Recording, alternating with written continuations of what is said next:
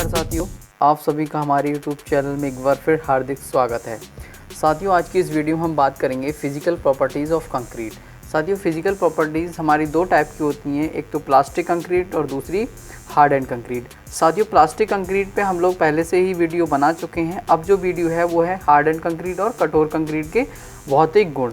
साथियों, बहुत अधिक बार पूछे जाते हैं कि जो है कंक्रीट के भौतिक गुण कौन कौन से हैं। तो चलिए आज की इस वीडियो को ध्यान से देखिएगा, ताकि आप सभी को जो कठोर कंक्रीट है या जो हार्ड एंड कंक्रीट है उसके भौतिक गुण कौन कौन से होते हैं, जैसा कि यहाँ पर हमने अभी लिख रखा है, इनको डिफ़ाइन भी करेंगे नीचे। Strength, impermeability, durability, elasticity, shrinkage, creep और फायर रेजिस्टेंस, ये हमारे क्या हैं, ये जो है फिज़िकल प्रॉपर्टीज़ हैं किसकी, हार्ड एंड कंक्रीट, कठोर कंक्रीट की। तो याद रखिएगा, ये जो है यहाँ पर ये कठोर कंक्रीट के भौतिक गुण होते हैं। अब हम एक एक करके वन बाय वन इन सभी को डिफ़ाइन करते हैं। तो हमारा पहला है यहाँ पर स्ट्रेंथ। क्या है? पहला है स्ट्रेंथ, जिसको हम हिंदी में सामर्थ्य कहते हैं। साथियों, स्ट्रेंथ मीन्स होता है, पूरी डेफिनेशन हम लिखेंगे स्ट्रेंथ, ताकि आप सभी को जो इसकी डेफिनेशन है वो अच्छे से याद हो जाए। Strength means wear the load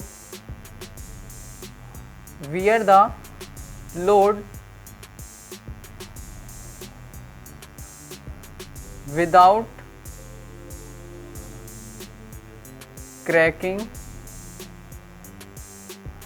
cracking और एंड फेल्योर।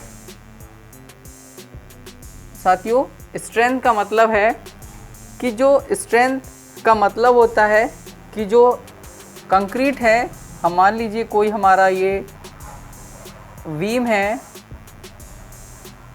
तो ये बीम जो है वो जो इसके ऊपर आने वाला लोड है और इसका जो सेल्फ लोड है उसको विदाउट क्रैकिंग और फेल्योर के आसानी से सहन कर ले।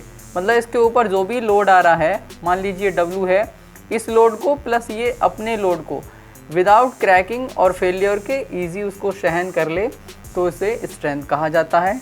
अगला है इम्परमेबिलिटी। साथियों, एक एक पॉइंट्स बहुत अच्छे से आपको समझना है।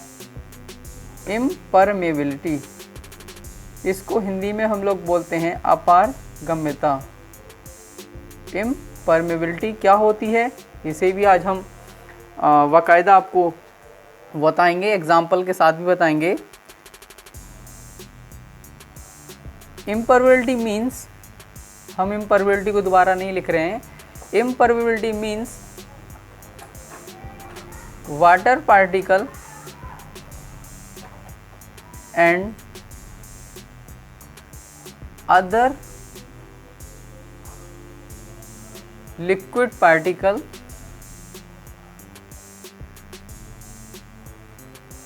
do not pass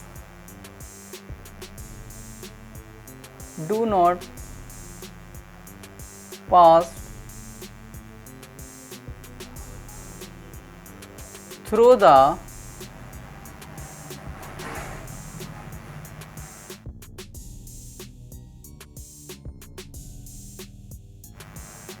concrete particle. तो ये डेफिनेशन यहाँ से समझेंगे। इम्परमेबिलिटी, अपारगम्यता क्या होती है? इम्परमेबिलिटी means water particles and other liquid particle do not pass through the concrete particle. तो यहाँ पर मान लीजिए ये हमारी कोई कंक्रीट, सॉलिड कंक्रीट है। क्या है? सॉलिड कंक्रीट है। यहाँ पर जो पानी है ये क्या है? वाटर है, और अदर लिक्विड भी हो सकता है। ठीक है, तो इसके जो पार्टिकल्स हैं, यहाँ से पानी जो है इस सरफेस से पानी इस सरफेस नहीं आता है। इसको बोलते हैं इम्परमेबिलिटी या अपारगम्यता।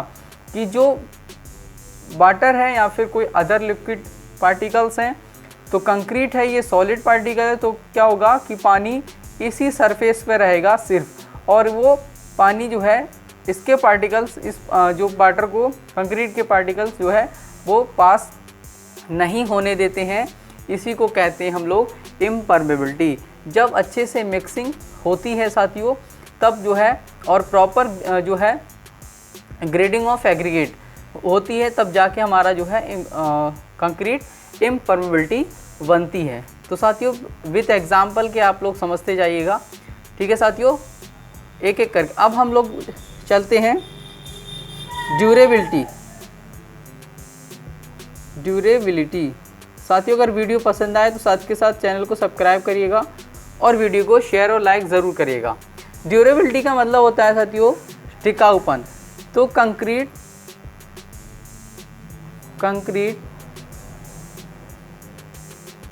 Should be durable. कंक्रीट कैसी होनी चाहिए साथियों? कंक्रीट जो है वो ड्यूरेबल होनी चाहिए एंड लॉन्ग लाइफ। कंक्रीट कैसी होनी चाहिए? जो उसकी लाइफ है वो अधिक होनी चाहिए। ठीक है साथियों, कंक्रीट कैसी होगी? कंक्रीट हमारी ड्यूरेबल होनी चाहिए, लंबे समय तक टिकाऊपन होनी चाहिए और लॉन्ग लाइफ उसकी जो एज है वो अधिक होनी चाहिए। ठीक है साथियों, ये जो है गुण बहुत ज़रूरी है हमारी कंक्रीट में। अगला है elasticity.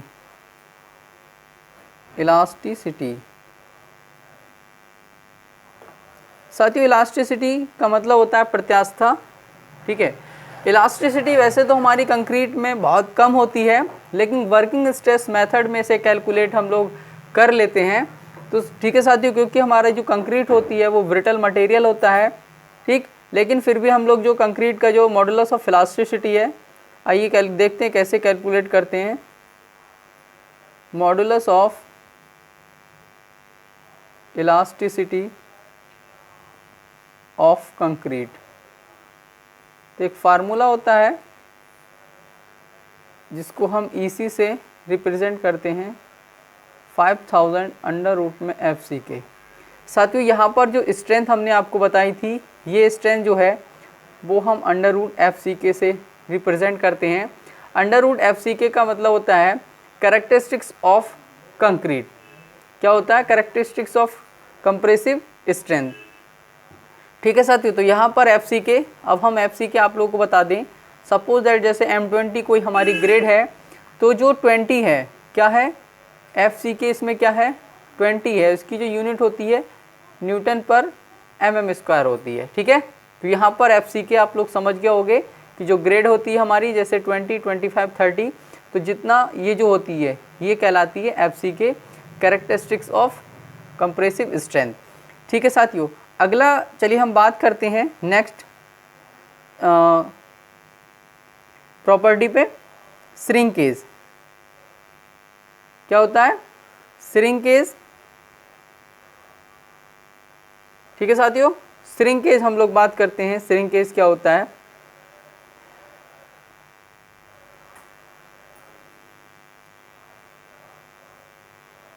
Decrease in volume, decrease in volume is called shrinkage। ठीक है साथियों, decrease in volume is called shrinkage. साथियों हमारी जो कंक्रीट होती है वो कैसी होती है? वो गीली अवस्था में होती है। जब भी हम कंक्रीट का प्रोडक्शन करते हैं तो वो किस अवस्था में होती है? गीली अवस्था में होती है।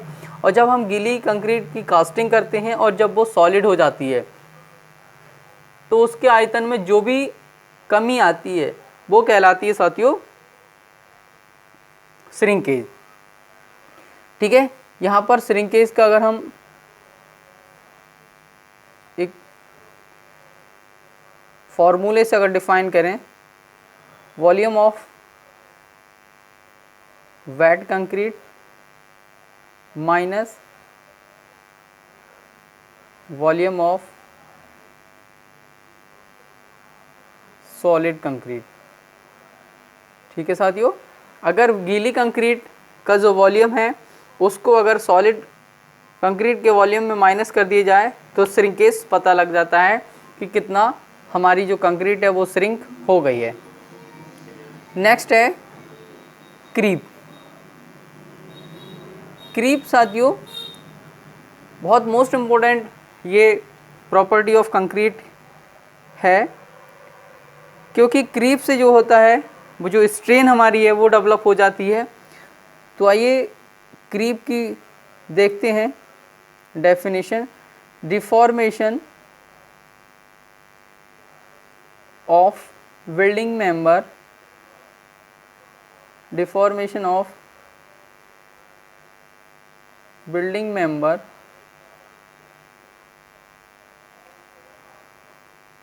under the sustain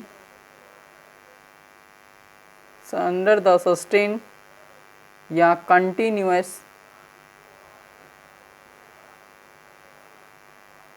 loading.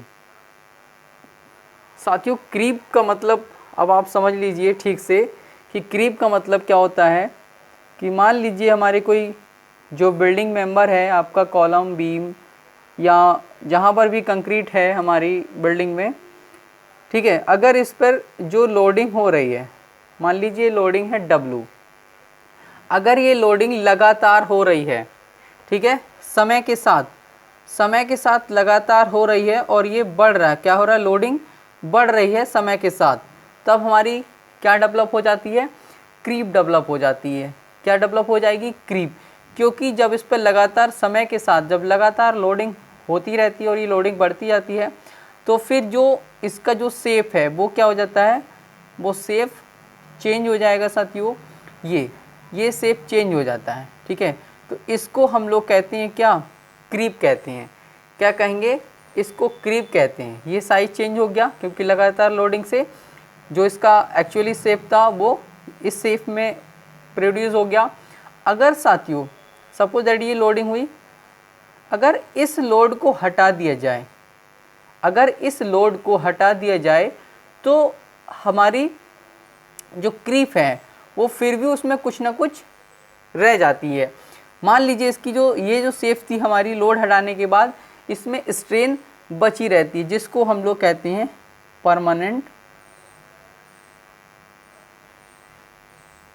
Strain. क्या कहते हैं,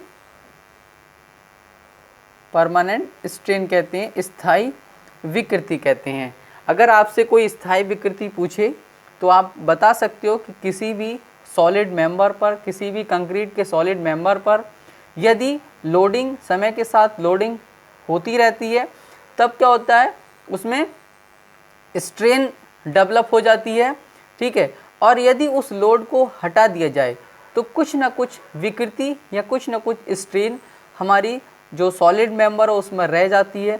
तो जो रह जाती है उसी को हम लोग क्या बोलते हैं, परमानेंट स्ट्रेन कहते हैं, ठीक है साथियों। तो यहाँ पर डेफिनेशन भी है, deformation of building member under the sustain loading, मतलब कि जो लगातार लोडिंग से हमारे क्या होता है कि जो बिल्डिंग का मेंबर होता है वो डिफॉर्म हो जाता है। ये साइज़ था और यहाँ पर ये साइज़ हो गया, मतलब इस साइज़ से ये हो गया, डिफॉर्म हो गया। अगर इसको हटाते हैं फिर भी हमारी कुछ ना कुछ स्ट्रेन रह जाती है, जिसको हम लोग परमानेंट स्ट्रेन या स्थायी विकृति कहते हैं। साथियों लास्ट हमारे पास है फायर रेजिस्टेंस। फायर रेजिस्टेंस, अग्नि रोधक। तो साथियों हमारी कंक्रीट कैसी होनी चाहिए, कंक्रीट